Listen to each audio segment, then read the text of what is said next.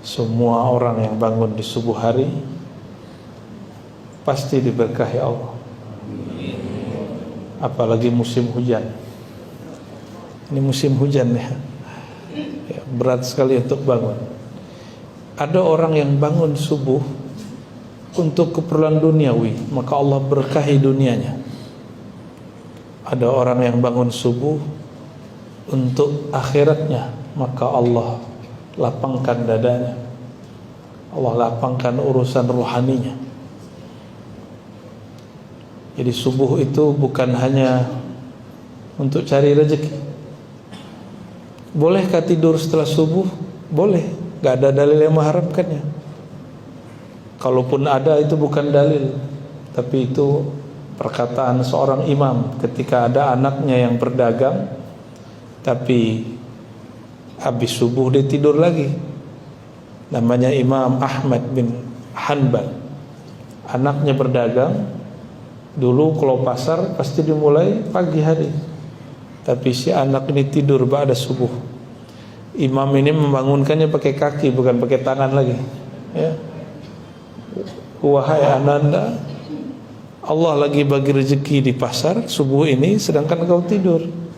Tapi ingat, itu bukan hadis, itu perkataan imam kepada anaknya. Kalau untuk rezeki, hari ini ada metode-metode macam-macam mendapatkan rezeki dari Allah ya. Bukan untuk itu ya. Nabi, jadi kita kenapa bangun ba'da subuh, tidak langsung tidur? Sederhana sebenarnya. Nabi mengatakan, aku duduk, dalam hadis Muslim, ba'da subuh sampai terbit matahari, mengingat Allah. Ahabbu ilayya minad dunya wa ma fiha. Lebih aku sukai daripada dunia dan seisinya. Dunia itu ya kita sudah tahu, harta yang banyak, pasangan, rumah yang bagus, pekerjaan yang layak, popularitas, apapun lah itu. Orang-orang yang bangun subuh lalu dia zikir sampai terbit matahari. Tidak disebutkan di situ salat 2 rakaat di hadis Imam Muslim. Yang menyebutkan salat 2 rakaat itu hadis Imam Tirmizi. Dalam hadis Imam Muslim dikatakan khairun minad dunya, habbu ilayya minad dunya wa ma fiha. Lebih aku sukai daripada dunia dan seisinya. Kalau Nabi berkalam begitu, berarti ada ghanimah, ada buah perolehan yang didapat dari orang yang berwirid pada subuh.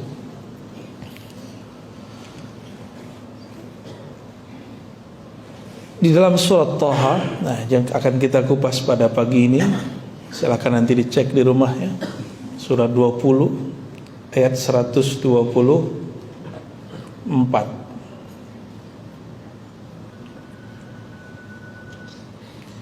A'udzubillahi minasyaitonir rajim. Wa man a'rada an dzikri. Siapa yang berpaling dari zikirku, mengingatku. Siapa orang yang dia berpaling dari mengingatku, fa inna lahu ma'isyatan dhanka. Maka bagi dia kehidupan ma'isyah, kehidupan. Ma'isyah dalam bahasa Arab bisa berarti masdar Aish. Istri Nabi bernama Aisyah, itu artinya perempuan yang hidup. Aisha ya'ishu Aishan, Aisyatan, ma'isyatan. Maka ma'isyah ini boleh diartikan masdar, kehidupan. Kehidupan yang sempit. Juga berarti ma'isyah itu dengan pemaknaan yang lebih panjang. Ruang hidup, tempat hidup, waktu hidup. Jadi ruang hidupnya terasa sempit. Orang-orang yang berpaling dari zikirku, maka Allah jadikan kehidupannya sempit, rasanya sempit. Walaupun dunia bersama dia. Rezeki kita bukan yang kita tabung, rezeki kita yang kita makan. Maka kalau punya tabungan jangan pelit, pakai pak tabungannya. Bu ya, kalau punya tabungan dipakai. Karena kalau kita mati, tabungan udah gak dipakai lagi. Sakit itu gak dipakai lagi. Paling dipakai untuk ngurus penyakit. Ya, bukan kita nyuruh untuk boros. Tidak. Allah itu suka melihat ada nikmatnya di badan kita. Jadi seseorang bertanya kepada Rasulullah, "Wahai Rasulullah, apakah aku sombong jika suka berpakaian yang bagus, berkendaraan bagus, berpenampilan yang bagus?" Apa jawaban Nabi? Tidak. Innallaha yuhibbu ayyara athara ni'amih. Allah suka melihat hamba memakai, mengekspresikan nikmatnya. Jadi jangan pelit ke badan, ya. Jangan cuma numpuk-numpuk duit. Gunakan seperlunya, ya, sebaik-baiknya. Ayat ini mengajarkan kita bahwa orang yang berpaling dari zikirku, tempat zikir di mana, Pak? Di masjid apa di kolbu? Atau di Masjidil Haram? Jauh amat. Tempat zikir di mana? Di kolbu. Maka orang yang tidak memperhatikan kolbunya, itu maksudnya, maka hidupnya akan sempit, hidupnya akan galau terus. Kalau nggak merhatiin kolbu, karena kolbu itulah tempat mengingat Allah. Disebut masjid itu masjid karena di dalamnya disebut nama Allah. Maka orang yang tidak lagi memperhatikan masjid, pasti sekitar situ rumahnya tidak diberkahi Allah walaupun bagus-bagus. Karena salah satu tempat fisik mengingat Allah itu masjid. Sedangkan tempat batin mengingat Allah adalah kolbu. Maka tidak salah ulama kita mengatakan qalbul mu'min baitullah. Ini bukan hadis, ya. Ini kadang-kadang ahli zikir ini memang nggak semua belajar hadis. Yang bukan hadis disebut hadis. Kalau yang bicara bukan ulama hadis kita maklumi. Tapi kalau dia udah sekolah tinggi, tapi masih menyebut hadis yang bukan hadis itu kalam Nabi, itu juga jadi masalah. Qalbul mu'min baitullah. Qalbunya orang yang percaya kepada Allah adalah baitullah, adalah rumahnya Allah. Saya mau tanya Bapak Ibu, masjid itu yang bangunan ada kubahnya, ya, benar ya. Tapi di zaman Nabi masjid ada kubahnya nggak? Nggak ada. Kubah itu hal baru, bid'ah itu aslinya. Cuma untungnya ulama kita ngerti cara berhukum kepada bid'ah. Bid'ah itu ada yang bid'ah syar'iyyah dalam syariat, ada bid'ah yang lughawiyah dalam bahasa. Kalau bahasa ulama mazhab ada bid'ah hasanah, ada bid'ah sayyi'ah. Ibnu Taimiyah, Imam Salafi, enggak membagi bid'ah menjadi hasanah dan sayyi'ah, baik dan buruk, tapi dia bagi dengan istilah lain. Bid'ah lughawiyah, bid'ah syar'iyyah, sama aja. Tapi hari ini sekarang orang yang ngaku ikut manhaj beliau mengatakan bid'ah itu semuanya sesat. Enggak ada, kullu bid'ah dhalalah. Ini kalam Nabi. Iya, kalam Nabi begitu. Pemahaman kita yang tidak sampai. Imam dia tetap bagi bid'ah jadi dua. Kita ngotot bid'ah cuma satu. Ya. Kalau bid'ah nggak ada pembagian seperti ini, maka akan banyak saklek dalam beragama. Ya.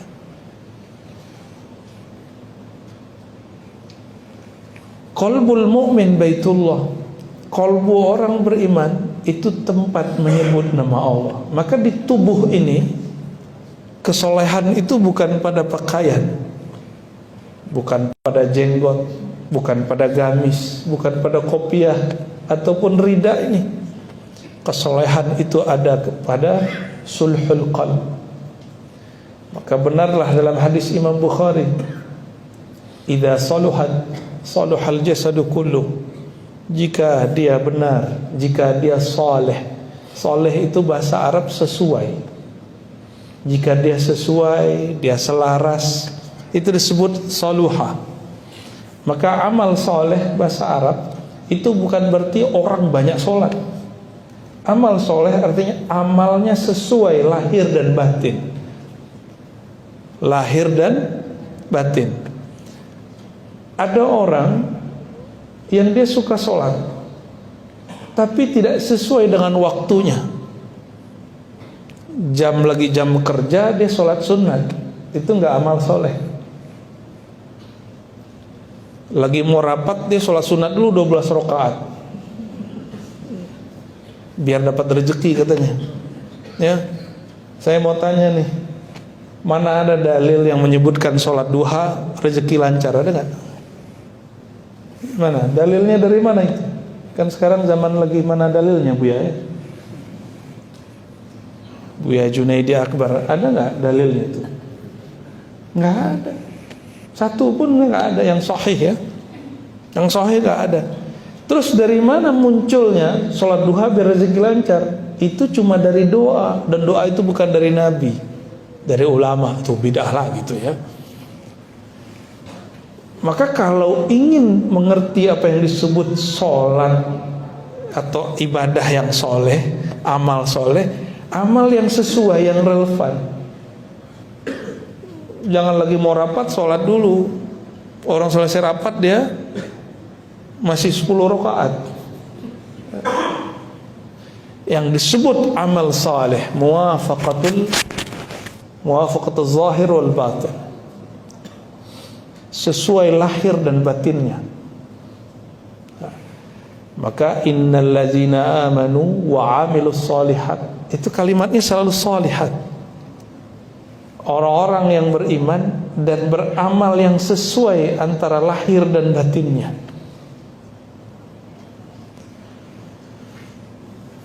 Kenapa orang munafik itu sholat tapi tetap celaka? Karena batinnya dengan zahirnya tidak sesuai. Tubuhnya zikir tapi kolbunya nggak zikir. Maka celaka, dia sedang menipu Allah dan orang-orang beriman. Dia ingin menipu orang. Tipuan itu sekarang mudah, cukup dengan penampilan. Tapi ingat, orang-orang yang dekat kepada Allah tidak bisa ditipu. Ya, nggak bisa ditipu. Karena kalam dari kolbu akan masuk ke dalam kolbu. Kalam dari otak ini masuk ke otak. Kalam yang dibuat-buat cuma akan enak didengar, tapi tidak nikmat untuk dimasukkan ke dalam kolbu. Maka dalam ayat ini, wa man a'rada an dzikri, siapa saja yang berpaling dari zikirku, karena zikir tempatnya dalam kolbu. Bolehlah kita maknai, siapa saja yang tidak memperhatikan kolbunya, maka hidupnya akan sempit. Bapak Ibu, ini masjid kalau nggak diurus, karpetnya nggak dibersihin, nyaman nggak duduk sini? Kalau karpet nggak dibersihin, debu naik, kita nggak nyaman, dongka. Ya, itu yang disebut nggak nyaman, terasa sempit, terasa gelisah. Jika rumah, kita punya rumah, kamar nggak dibersihin, kain kotor di mana-mana, nyaman di kamar? Kalau makan di rumah makan restoran, lalarnya di mana-mana, terbang. Mejanya, orang-orang udah pulang, datang pelanggan baru, tapi mejanya kotor semua. Jadi makan nggak di situ? Kita lagi duduk, tiba-tiba kita ngelihat ada orang pakai baju kotor, ya. Atau kita lihat pekerjaannya bajunya kotor, mau makan nafsu nggak? Inilah sebab kenapa orang tidak bisa menikmati zikir dalam kolbunya, karena kolbunya tidak pernah dibersihkan, nggak pernah di-maintenance. Masjid nggak diurus, nggak nyaman di masjid. Rumah, kamar nggak dibersihkan, nggak nyaman di kamar. Kecuali sudah berganti status. Yang nyaman tidur dekat nya siapa? Ayam ya. Ayam itu disebut bahimah, binatang ternak. Kambing ya. Apa lagi? sapi, domba, itu nyaman, tidur sampingnya ada e-nya. Bahkan dia tidur di atas kotoran dia. Kecuali sudah berubah status, ya, berubah status dia dari manusia menjadi. Nah, kenapa di Quran itu ada penyamaan antara manusia dan hewan ternak? Ulaika kal an'am. Karena dia punya hatinya sudah nggak peka. Nggak usah peka ke orang, peka ke diri sendiri dulu. Nggak usah hitung hati orang, nggak usah melihat nih hatinya baik. Hati kita aja dulu. Jika kolbu ini sudah tidak diperhatikan sebagai tempat zikir, bagaimana kita akan memperhatikan kolbu orang lain? Rumah kalau catnya sudah kotor diapain? Dicat ulang. Sama lantainya kotor dibersihin. Kotoran kolbu wajib dibersihkan. Kalau tidak, seseorang tidak akan nyaman zikir di situ. Maka cara untuk merawat kolbu, bersihkan dia dahulu, baru isi dengan zikrullah. Cara supaya nyaman di masjid, jangan langsung sholat di masjid, bersihkan dulu masjidnya. Cara supaya nyaman di rumah, jangan langsung kita tahajud di rumah, buat nyaman dulu rumahnya, dibersihkan dulu, dipel dulu. Begitulah kira-kira kita merawat kolbu. Bapak punya mobil, mobilnya bau rokok, nyaman gak? Gak nyaman, kecuali udah nyatu sama rokok. Ya, ibu-ibu paling sensitif Pak masalah itu, ya. Kita karena hargai pasangan, kita nggak mau misalnya ngerokok di mobil. Nah, bisa nggak menghargai kolbu, tidak merusak kolbu. Nikmatnya kolbu ini, dia elastis. Dia kotor bisa dibersihin, kotor bisa dibersihin. Itu nikmatnya kolbu. Kecuali kolbu yang sudah mati. Innal ladzina kafaru sawa'un 'alaihim a anzartahum am lam tunzirhum la yu'minun. Ya. Orang kafir sama aja. Apa sebabnya orang kafir itu kolbunya nggak bisa diapa-apain? Khatamallahu ala qulubihim wa ala sam'ihim wa ala absarihim ghishawah. Allah sudah khatam kolbunya dengan tutupan. Beda dengan orang beriman. Orang beriman Allah khatam kolbunya dengan nur, dengan rahmah. Maka Imam Ibn Athaillah mengatakan, ahli kolbu biasanya kolbunya sensitif, bisa merasakan isi kolbu orang. Ciri-ciri ahli kolbu dirahmati Allah, maka dia ketika ada aib orang terbuka di dalam kolbunya, dia memandangnya dengan mulatafah al-ihsan, dengan kelembutan. Mata lihat aib orang, kita ceritain nggak? Ahli kolbu bisa ngelihat isi kolbu, Pak. Kalau ahli kolbunya tidak dapat rahmat Allah, maka dia akan beberkan isi rahasia kolbu orang lain. Dulu ada seorang imam, setiap kali ngelihat ada orang wudu, dia lihat maksiat yang ngalir di air wudu itu. Mau nggak Pak ilmu begitu? Bisa ngelihat maksiat orang. Mau nggak ilmu begitu? Saya kasih. Ya. Tapi saya aja nggak mau, makanya. Ya. Saya pun nggak mau, karena capek bisa baca isi hati orang. Capek sekali baca buku aja ngantuk. Tapi awal-awal biasanya seru, asik. Penasaran nggak kalau ada berita buruk? Ya, sama. Kita penasaran sama keburukan yang ada di kolbu orang. Benar ya? Maka ini disebut dengan al-qalbu syaitani, kolbu setan.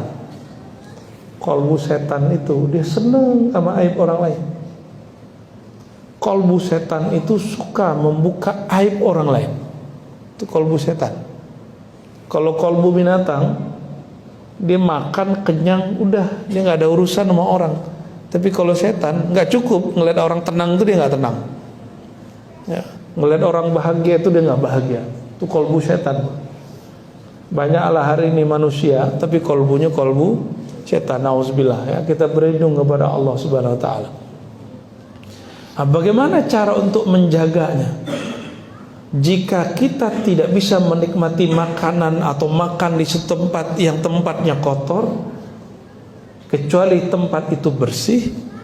Nah, ini syarat nih, siapa yang mau buka usaha rumah makan, resto kah, apa namanya, harus bikin bersih. Karena mata ini perlu kemanjaan. Hidung itu nggak bisa makan kalau bau. Jadi kenapa orang-orang munafik mengatakan zikir nggak enak? Kok orang-orang munafik mengatakan zikir sama dia begitu aja rasanya? Ini orang munafik yang ngomong begitu. Orang munafik sering jadi juri. Zikir di masjid itu nggak enak. Orang-orang ini di kolbunya ada masalah yang disalahkan orang. Nah, ciri-ciri munafik yang tidak merawat kolbu. Dia punya aib di kolbunya, tapi aib itu dia salahkan kepada orang. Coba lihat ada orang ngurus negara, ngurus negeri ini, ngurus kantor, ngurus masjid. Ini mohon maaf, ini pengurus masjid. Dia yang nggak beres, yang dia salahkan orang lain. Ini ciri-ciri kolbu kalau sudah berpaling dari zikrullah. Tapi kolbu yang tidak berpaling dari zikrullah, ada kesalahan dia sportif. Ini yang disebut taubah. Maka langkah untuk merawat kolbu supaya cinta kepada Allahnya lezat. Jagalah satu makom namanya makom taubah. Tidak ada makom-makom setelah itu kecuali melewat pintu taubat. Hatta para nabi yang tidak berdosa, mereka pun wajib taubat. Ini para nabi. Nabi taubat, masa kita tidak taubat? Taubatul awam minal ma'asi, taubatnya orang awam dari maksiat zahir. Taubatnya anbiya bukan dari dosa zahir, dari su'il adab, dari adab yang mereka rasa kurang bagus. Menurut Bapak Ibu ini, mungkin gak Nabi Adam terpedaya oleh iblis, Nabi Adam? Kan Nabi nggak mungkin berdosa. Terus kenapa Nabi Adam mau mendekat ke pohon yang Allah sudah larang? Gak mungkin. Seorang Nabi dalam kaidah ilmu Ahlus Sunnah wal Jamaah itu mustahil melakukan maksiat. Maksiat itu durhaka. Walaupun di Quran ada lafaz fa'asa Adamu rabbahu faghawa, fa'asa Adamu rabbahu faghawa, Adam durhaka kepada Tuhannya lalu tersesat. Itu setelah kejadian, dinisbatkan kepada diri Nabi Adam. Dia mengaku salah. Bukan berarti Nabi Adam bermaksiat. Mungkin nggak Nabi bermaksiat, Buya Junaidi? Kalau ada orang meyakini Nabi maksiat, akidahnya bermasalah. Bermasalah itu. Maka mustahil seorang Nabi Adam terpedaya daripada iblis. Nabi Adam itu mendekati pohon yang disebut syajaratul khuld, atau kita nyebut dalam bahasa awam buah khuldi. Walaupun istilah ini tidak sahih, cuma ulama kita sudah terlanjur mengistilahkannya. Ya. Pohon larangan yang disebut, yang ngasih nama iblis. Kata iblis, ini namanya syajaratul khuld. Kalau engkau makan, hai Adam, engkau bisa jadi malaikat tinggi atau jadi orang hebat. Maka dilarang. Nabi Adam gak terpedaya. Tapi ketika iblis menyebut nama Allah, demi Tuhanmu wahai Adam, fawarabbika, demi Tuhanmu wahai Adam, faqasamahuma, si iblis bersumpah dengan nama Allah, Maka Nabi Adam menghargai iblis masih nyebut nama Allah, dia ambillah itu, dia makan. Kenapa? Karena iblis bersumpah.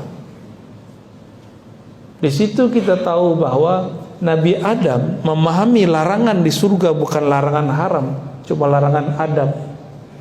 Pilih nih, Allah mengatakan kamu berdua jangan dekat-dekat ke pohon ini. Allah nggak melarang untuk mengkonsumsinya. Jangan dekat-dekat. Bisa pemahamannya, jangankan memakannya, mendekat aja nggak boleh.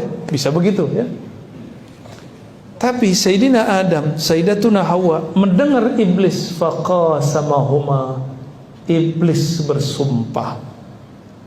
Maka iblis itu tahu kelemahan para nabi, bersumpah aja. Abdullah bin Umar, Abdullah bin Abbas, Jabir, Abdullah bin Zubair, Abu Bakar, Umar, dan sahabat-sahabat semua, jika ada orang bersumpah nyebut nama Allah, minta sesuatu, mereka gak berani nolak. Karena saya bukan sahabat, saya berani nolak, Pak. Ya. Ada orang sumpah mau minta sesuatu, karena kita bukan sahabat Nabi, ya kita berani nolak. Tapi seorang Nabi Adam, untuk menjaga kolbunya dan cintanya kepada zat yang punya nama, hatta iblis yang sumpah dihargai.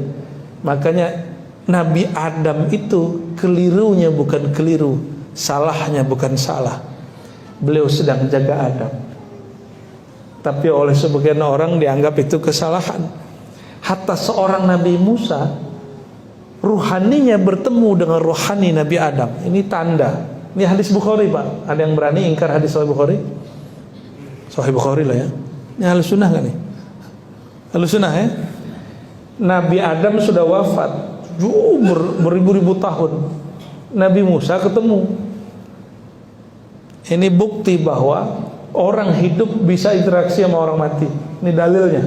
Kalau nggak buang nih hadis. Apa kata Nabi Adam, Nabi Musa? Ini sering saya kisahkan ya. Wahai Adam, engkaukah ini orangnya yang karena engkaulah kami akhirnya terusir tinggal di bumi? Apa jawaban Nabi Adam? Oh ini ya cucuku yang katanya pinter, bisa bakalam sama Allah, tapi nggak ngerti bahwa sang Adam ini dia hanya mengikuti takdir yang Allah sudah tentukan sebelum Adam dan sebelum Musa dicipta. Siapa yang kalah? Nabi Musa kalah.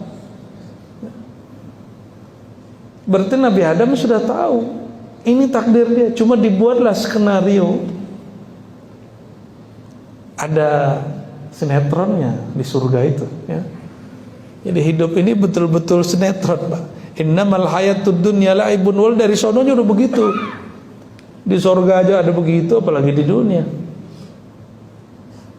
Maka jangan heran ada yang kerja, dia capek-capek kerja tapi yang dapat hasil bukan dia. Tapi tenang, rezeki tidak pernah tertukar ya. Kalau ada jodoh tertukar, itu sinetron itu, Pak ya. Allah nggak pernah salah kirim rezeki. Yang ada kita salah faham mengenai jalan rezeki ya.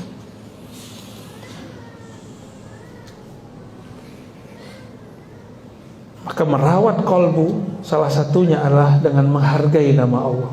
Nabi Adam menghargai nama Allah hatta yang berkalam iblis. Dalam muqaddimah risalah Syarah Al-Asma'ul Husna yang ditulis oleh kakek gurunya Imam Ghazali. Imam Ghazali punya guru namanya Abu Ali Al-Farmadi. Abu Ali Al-Farmadi dia mengajarkan zikr khafi dan Al-Asma'ul Husna. Dia ini punya guru namanya Imam Abul Qasim Al-Kushairi. Al-Kushairi ini berkisah mengenai seseorang jadi wali. Ada seseorang, dia sudah beramal banyak tapi nggak tembus-tembus jadi wali. Kenapa? Dia beramal tapi kolbunya belum oke. Kolbunya belum betul-betul istiqomah menyebut nama Allah. Tiba-tiba waktu dia jalan, dia lihat di sampah ada kertasnya bertulis nama Allah, tapi kok kertasnya dibuang di tong sampah. Maka diambil, dia bersihin sedikit, dia makan. Apa kata dia? Ini nama Allah, nggak pantas taruh di sana. Saya harus hancurkan di mulut saya sendiri. Dia selamatkan kertas itu. Malam-malam dia tertidur, fara'a rabbahu fi manami. Dalam tidurnya dia melihat Allah yang punya nama datang. Ini mimpi, Pak, ya, mimpi.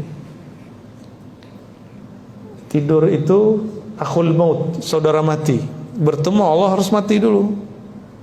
Bisa mati dalam kesadaran, bisa mati di alam bawah sadar.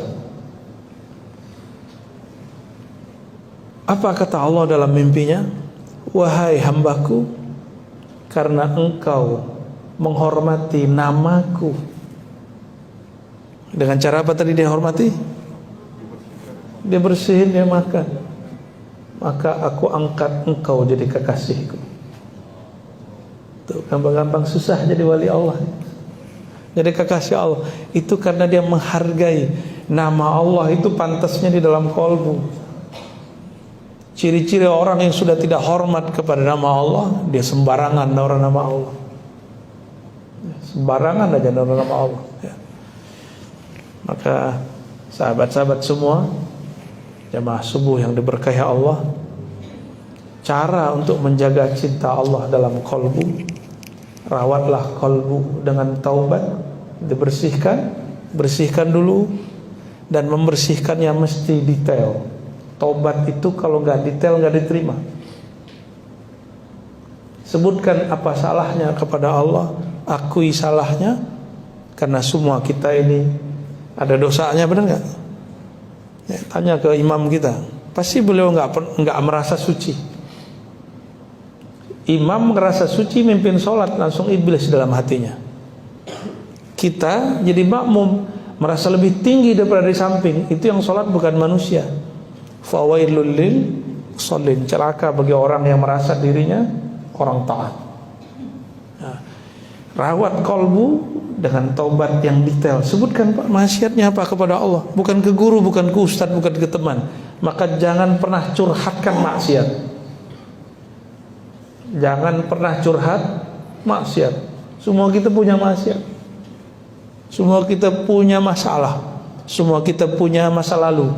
Ciri-ciri dosa belum dihapus, kita masih ingat-ingat, kita sebut-sebut. Ciri-ciri tobat belum diterima, ingat gelisah. Itu belum diterima tobatnya itu. Terus gimana?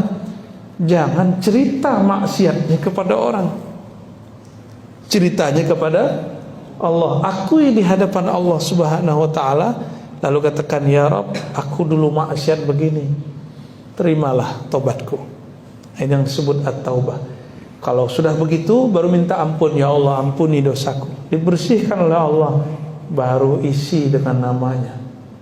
Disitulah kolbu akan terjaga cintanya kepada Allah Subhanahu wa ta'ala. Yang punya nama akan memandang kolbu. Sekali saja Allah memandang kolbu dengan rahmat, maka selama-lamanya Allah menyayangi kolbu itu. Sekali saja Allah mandang kolbu kita, selama-lamanya Allah mandang kolbu kita. Maka Ibnu Athaillah mengatakan, kenapa pengalaman rohani itu tidak abadi? Kok khusyuk itu nggak datang setiap saat? Karena yang abadi cuma Allah, khusyuk bukan Allah. Kenapa getaran kolbu itu nggak selalu? Karena getaran itu makhluk. Yang penting nama Allahnya ada di dalam kolbu. Jadi jangan cari khusyuk, jangan cari getar kolbu, jangan cari nikmat zikir. Carilah yang punya nikmat itu, Allah Subhanahu wa ta'ala. Saya tutup dengan hadis qudsi, ana ma'ahu idza dzakarani. Aku tidaklah jauh dari namaku. Siapa yang menyebut namaku, ketahuilah aku dekat dengannya. Ana ma'ahu, aku membersamainya. Maka mulai pagi ini, mulailah rutin zikir.